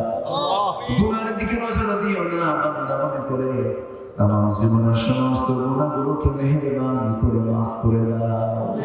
জনাব গোফেনি মা যারা বিদায় নিয়েছেন জিন্দেগির গুনাহগুলো মাফ করো, কবরগুলোকে জান্নাতের টুকরা বানিয়ে দাও। আব্বা আম্মার জন্য কি দোয়া করা শিখিয়ে দিয়েছো, আওয়াজ দিয়েছো, কিনা আমার সঙ্গে বলুন রব্বিরহামহুমা কামা রাব্বায়ানি সাগীরা রব্বিরহামহুমা কামা রাব্বায়ানি সাগীরা। ও আল্লাহ, বিশেষ করে মাহফিলের আয়োজন করলেন যারা, শোনার জন্য কষ্ট করে আসলেন যারা, বিনিময়ে কিয়ামতের কঠিন ময়দান যেদিন কেউ কাউকে চিনবে না, মা সন্তানকে পর্যন্ত স্বীকার করে বসবে, সেই কঠিন মুসিবতের দিন এই মাহফিল সবার জন্য নাজাতের মাধ্যম তুমি আল্লাহ বানাইয়া দিও।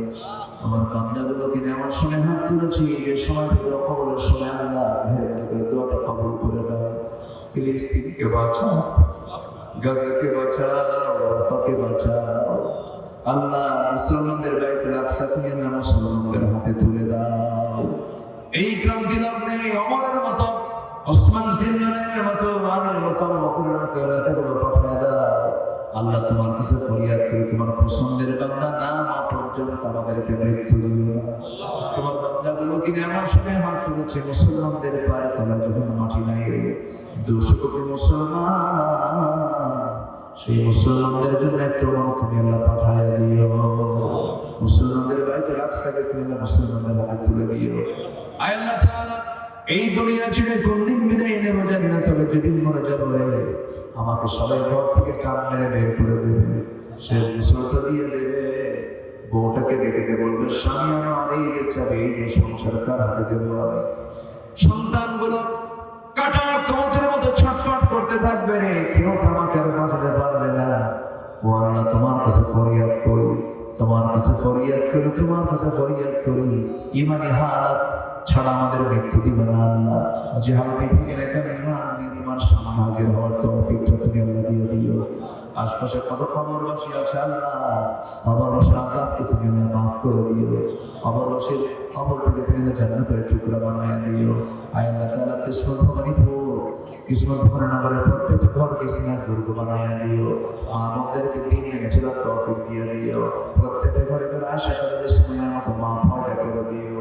যুবকদের কাছে দেওয়ালের সঙ্গে তুমি আমার কবর মঞ্জুর করে দিও।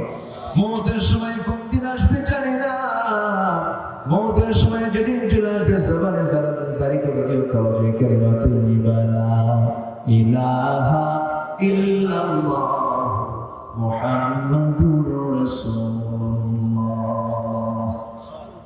আসসালামু